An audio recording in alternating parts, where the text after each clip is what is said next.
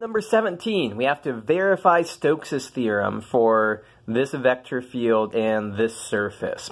So if we have to verify Stokes' theorem, that means we're going to have to do two separate calculations. Stokes' theorem says that the integral over the boundary of a surface, f dot dr, is equal to the double integral over the surface itself of the curl of that vector field. So I have to do both of these calculations. Let's start off by doing the left-hand side. So anyways, what is our vector field? Our vector field is y, z minus x, and 0. And the surface is z is equal to 25 minus x squared minus y squared, and z is greater than or equal to 0. So for a 3D sketch of what's going on, that is a downward opening paraboloid. So there is our surface here. My drawing might make it look like it's a top half of a sphere. I mean, if I was drawing the top half of a sphere, it would probably look very much the same, but it's not. It's z is so. It was z squared is equal to 25 minus x squared minus y squared. That'd be a top half of a sphere. But this is a paraboloid. Okay, so we're also told that it's oriented with outward pointing normals, which is the usual choice. And so in that case, this circle down here, and we can find the circle, the equation of the circle, that is when z is equal to 0. So that's x squared plus y squared is equal to 25. So that's a circle of radius 5 in the xy plane, and it has the standard, our usual counterclockwise orientation. Okay, so to do part A, integral of f dot dr. So let's see, what do we have so far? We know that we need to integrate over this circle of radius 5. So our parameterization is going to be 5 cosine t, 5 sine t, and 0. Don't forget that 0 coordinate. This is the picture and we were just doing it just in terms of x's and y's, 5 cosine t, 5 sine t, but this is a three-dimensional problem, so we want to include that 0 because we're going to have to take a dot product with this vector field up there, and we want everything to have the same number of components. Okay, so here's r of t. We know we'll need r prime of t, minus 5 sine t, 5 cosine t, and 0. We have to take our parameterization r of t, plug it in for f. So f of r of t is going to be, okay, y is 5 sine t, z is 0, x is 5 cosine t, and 0. And so when we take the dot product, so f of r of t, so we want to take the dot product of this with this, we end up with minus 25 sine t, minus 25 sine squared t, minus 25 cosine squared t. I think that simplifies down to minus 25. So of course, the bounds in our parameterization, t is running from 0 to 2 pi. So we're integrating minus 25 from 0 to 2 pi. And so our final answer is negative 50 pi. Okay, so we've done one of the calculations here. Now let's calculate out the other side. Let's do this calculation to verify Stokes' theorem. And we better get the same thing. We better get minus 50 pi, or else we know something's gone wrong. So first, well, we need the curl.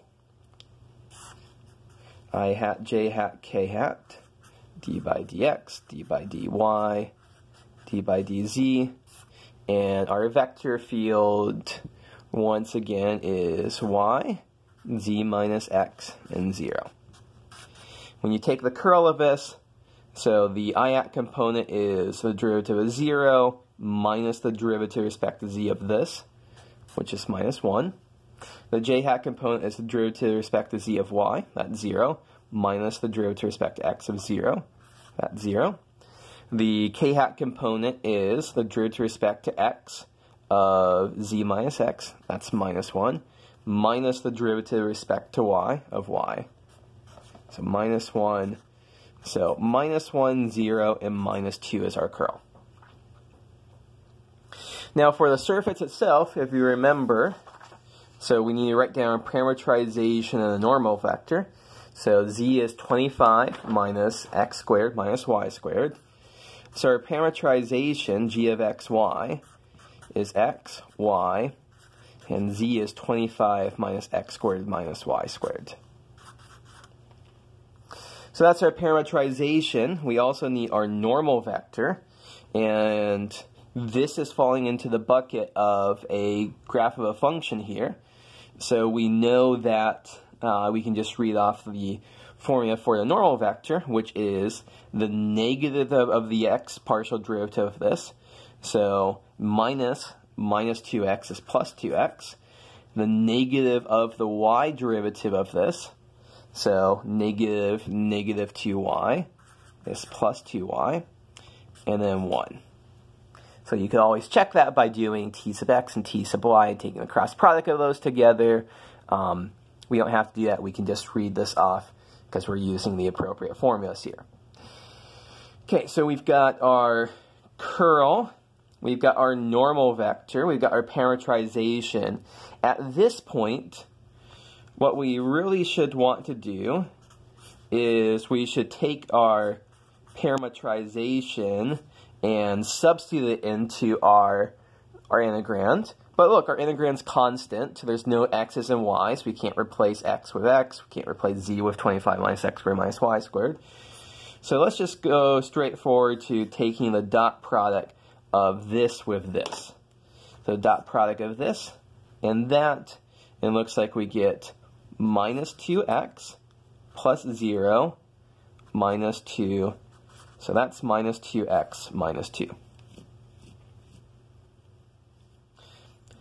Okay, so where are we at right now? We've got our integrand here. So when we're doing the double integral over s of the curl of f dot ds, we've got our integrand. We know we're going to be doing minus 2x minus 2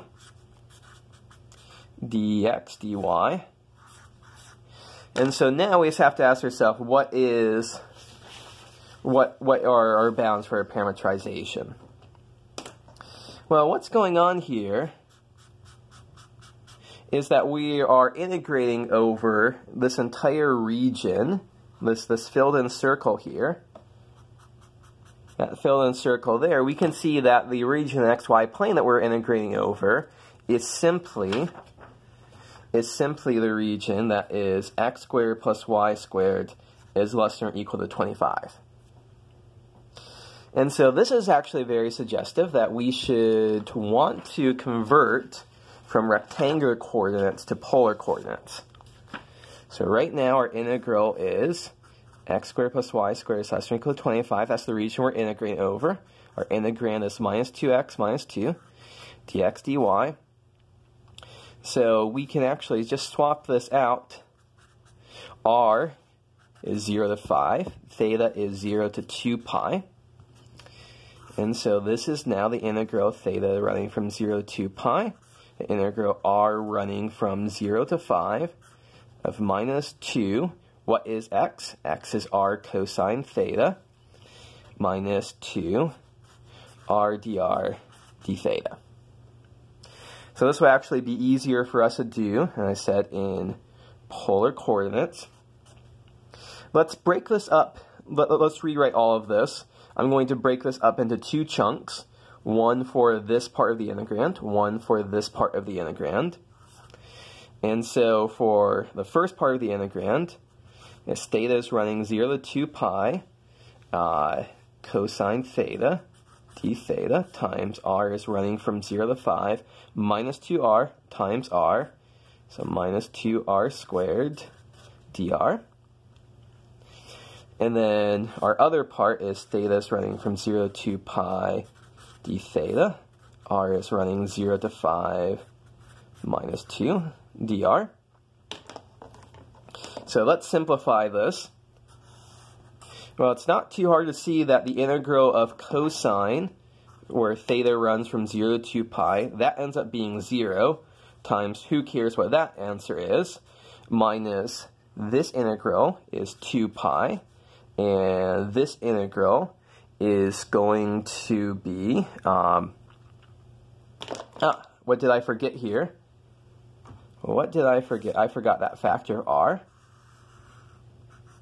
So that factor r needs to come down into here. And so this one ends up being minus r squared, plug in r from 0 to 5.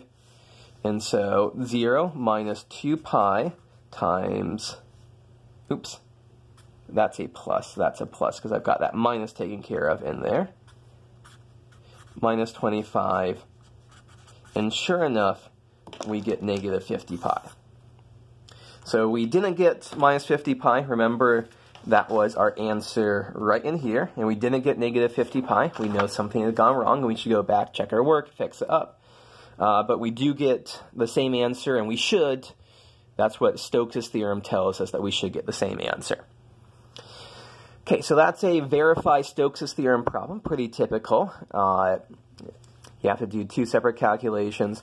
One little remark that I want to make here is that there's actually a different approach that we could have used for this part of the problem to parametrize, and evaluate this surface integral. Some people would prefer to do their parametrization in terms of r and theta here instead of x and y. So those people would realize that, oh, we are integrating over a circle x squared plus y squared is less than or equal to 25, so we are going to have to use r and theta down the road.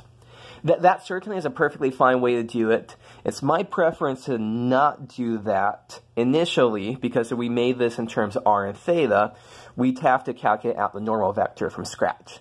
We wouldn't have that in our pocket. We'd have to calculate it from scratch. If we use this version of the graph of a function, we can instantly write down the formula for the normal vector, and then we can get to this place really quickly, and then here is the point at which we would convert from rectangular to polar coordinates. Okay, so that's what I want to say about problem 17. Let's look at problem 18. So we've got a triangle in R3, and we've got a surface integral to evaluate over that triangle. Okay, so what do we have here? Our triangle has vertices 1, 0, 0, 0, 1, 0, and 1, 0, 1.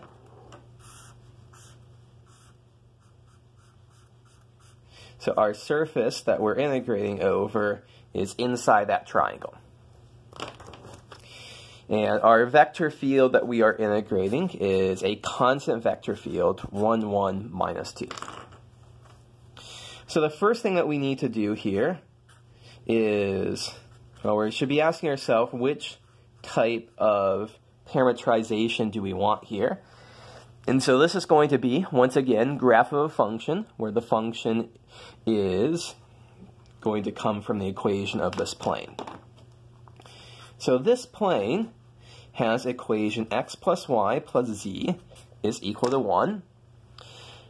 Two different ways that you could get that. Number one is just kind of look at it and say, okay, 1, 0, 0, 0, 1, 0, 0, 0, 1. These 3 points all fall on that, so we can conclude this must be an equation of the plane. We could use chapter 12 methods, of course, to get this, to find the equation of a plane given 3 points. I'll just quickly jump to saying this is the equation of the plane. So then we can rearrange this as z is equal to 1 minus x minus y. And so our parametrization, g of xy, is x, y, and then z is 1 minus x minus y. Now our normal vector, minus g sub x minus g sub y and 1 is the formula here. So that's going to be negative, so the x partial derivative here is minus 1, so minus minus 1 is plus 1, minus minus 1 is plus 1, plus 1. So that's the normal vector, and actually, if we take a look here, of course, what's a normal vector to the plane x plus y plus z? Just look at the coefficients of x, y, and z respectively. It's no surprise that we get 1, 1, 1 here. Okay, so at this point then, we are ready to go. So x bounds, we're going to integrate in the xy plane. And so here, x is running from 0 to 1, y is running from 0 to 1 minus x. And the thing we're integrating is f dot product n. Now, really, what we should do is that we should be substituting in. We should be substituting in our parameterization xy, 1 minus x minus y, into our vector field f here. But this is a constant vector field, so we don't have to do it. So all we have to do, we can just jump straight to doing f dot product n, so we get 1 times 1 plus 1 times 1 plus minus 2 times 1, and oh look, we get 0. So actually, we're integrating 0 here, and so we're integrating 0, our final answer is going to be 0. So we got kind of lucky, this was a pretty easy calculation for us to do.